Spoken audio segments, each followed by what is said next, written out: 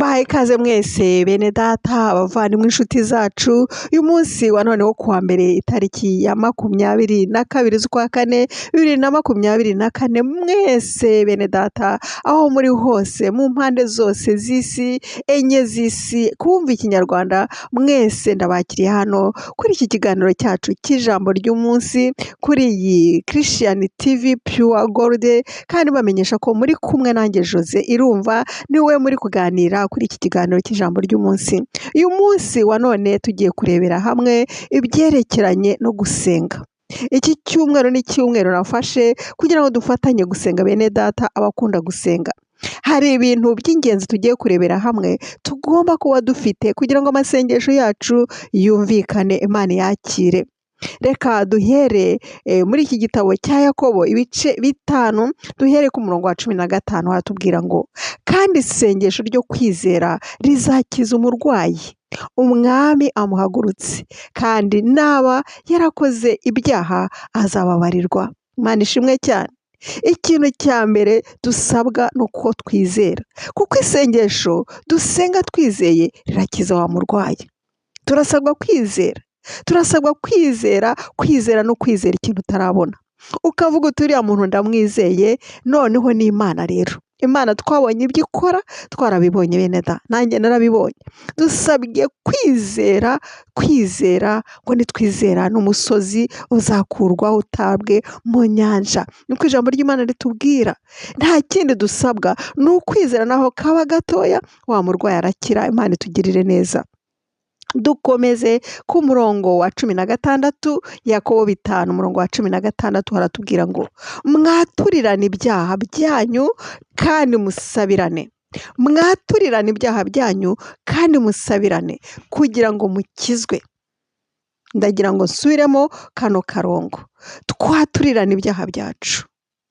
Ahangaha birabwira abantu bakunze kubana cyane iyo ubana n'ababyeyi bawe, iyo ubana n'umugabo wawe n'umuryango wawe, aho ukora hafi aho. Imana ishaka ko twaturirana ibyaha imiryango yacu se. Icyo impamvu mbivuga ni uko kenshi uwo mubana umwasitara ku wundi mu buryo bworoshye. Birihuta cyane kuba warakara kubera uwo muganira. Birihuta cyane kuba wagira icyo upfa na mugenzi wawe mubana hafi. Niyo mpamvu ijambo ry'Imana rivuga ngo mwaturirane ibyaha byanyu kandi musabirane. Birakomeye rimwe na rimwe kwicara hamwe ngo tuvuge ngo reka twaturirane ibyaha, ariko ni ikintu cy'ingenzi cyane kirakomeye. Ngenda kubwira ko ari ukukubura ngo nk'umuti urura. Birakomeye. Ariko rero kubakijijwe tujya tugirirwa neza umwuka wera akankora ku mutima akaba yagukora ku mutima tukicara hasi tugasubira muri bya bindi tukaturirana. Nkakubwira uyu munsi narakaye, uyu munsi nababaye, wambabaje se, nagize ibintu byanteye, natewe, Satani yanteje icyaha iki n'iki. Tukaturirana tukizerana kuko ni ijambo ry'Imana. Ahubwo mwaturirane ibyaha byanyu kandi musabirane. Ni ijambo ryawe nanjye uyu munsi wa none kugira ngo dukizwe. Iki ni ikintu cy'ingenzi cyane. Njya nibuka ntangira kwakira agakiza, ntangira gukizwa, batwigishije ikintu cyo kwatura. Nakirijwe mu itorero batwigishaga kwatura icyaha. Iryo jambo kwatura nkumva ari ikinyarwanda ntumva neza kuko nari nkiri na mutoya. Ariko buhoro buhoro numva ko kwatura ari ukuvuga ku mugaragaro, ntugire ukihisha, ukatura ukakivuga. Najyaga natura na bagenzi banjye mbere yo gusenga, mbere yo kujya hamwe twafashe nk'umunsi wo kwiyiriza tukavuga tuti wanze twature. Ntibibe imihango ahubwo tugasaba umwuka wera akaduhishurira ikitagenda. Kuko icyo cyaha iyo utangiye kugisengeraho kibloka imigisha, kituma bene so badafashwa, Imana idakora, umwuka adasuka umugisha. Kwatura ni ikintu cyangombwa cyane. Nanjye ndabihamya bifitemo icyo nakwita inararibonye. Narabibonye ndabizi neza. Kwatura ni ikintu cyiza cyane kandi ijambo ry'Imana kugira ngo tubone uko dukizwa, kugira ngo tubone uko twakira imigisha, kugira ngo tubone uko twegera Imana, dukurwaho bya byaha, tuba abantu b'Imana bemewe imbere y'Imana mu gusenga kwacu. gusenga k'umukiranutsi kugira umumaro mwinshi cyane iyo asenganye n'umwete. Turakizwa, tukizera, tukihana, tukaturanira, twarangiza tukitwa abakiranutsi. Amena. Tukitwa abakiranutsi b'Imana. Imana ikubonamo umukiranutsi kubera amaraso ya Yesu Kristo agutwikira. Naho ubundi turi abanyabyaha ba buri munsi. Niba wemeranya nanjye wavuga uti amena. Turi abanyabyaha ba buri munota, ariko dufite Yesu Kristo. Amena. Dufite Yesu Kristo wadupfiriye ku musaraba. Dufite Yesu Kristo watugiriye ku musaraba, wapfiriye ibyaha byacu. Amaraso ye yarabitwikiriye. Amaraso yavuye ari igiciro kinini cyane. N'ay'igiciro kinini cyane yatwikiriye buri wese. Ibyaha byanjye byaratwikiriye kuko Imana yarayemeye. Yamennye amaraso ku bwawe ngo ukizwe. Nta kindi bisobanura. Yabaye igitambo cy'ukuri, aba igitambo kizima. Ku muntu wese uzamwizera arababarirwa, Imana ikamubonamo umukiranutsi. Amena. Imana ishimwe cyane. Iyo twaturaniye tukizera, tukihana, Imana itubonamo abakiranutsi kandi amasengesho yacu agasubizwa. Gusenga k'umukiranutsi kugira umumaro mwinshi yasenganye n'umwete. Iyo dusenganye umwete bugacya ugasubira ku mavi mu gitondo cya kare, ukabyuka ugasenga nka Yesu Kristo, ntiyajyaga ananirwa kandi yari Imana. Niyo mpamvu kubera amasengesho ye yarazaga, yakwigisha abantu bagafashwa, yasengera umurwayi agahita akira kuko yaraye mu masengesho, yaraye imbere y'Imana. Yesu yabikoraga kugira ngo atubere urugero. Uyu munsi ni wawe nanjye wo kugira ngo dufate ibihe byo gusenga, ariko wabonye ibyangombwa, kwizera, kwihananaho, kwatura ibyaha, guca bugufi n'ibindi nk'ibyo. Kandi twarangiza tugasengana umwete.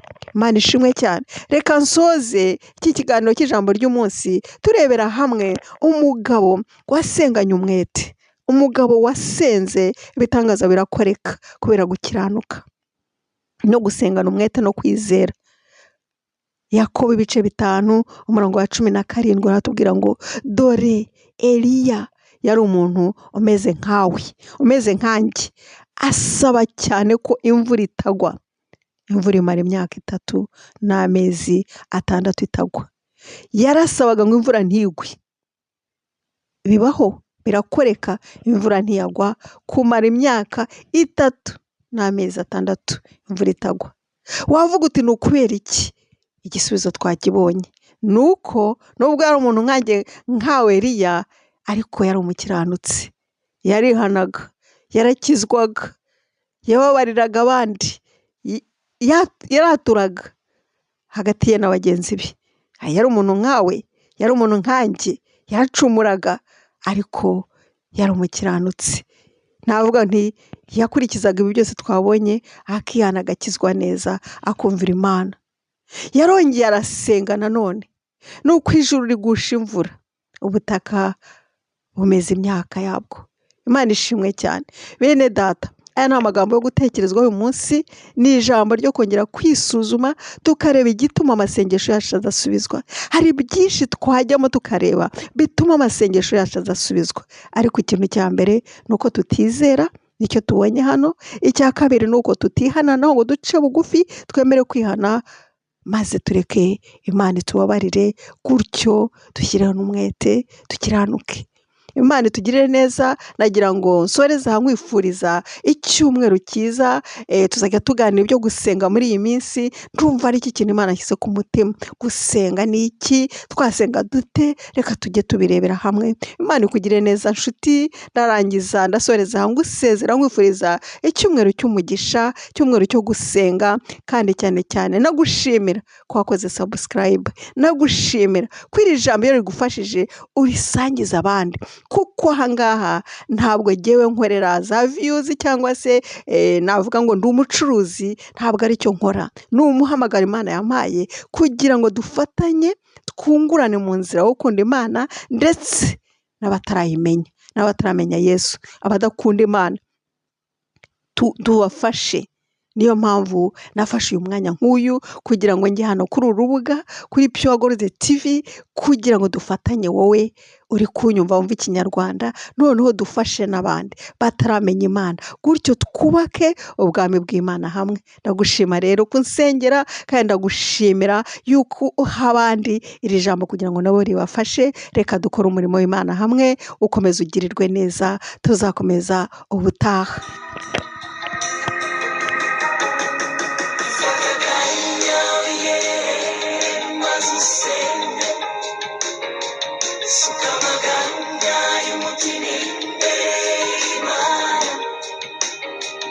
Ibwire byose ku murongo bikugoye bikubura iri hafi irakumva.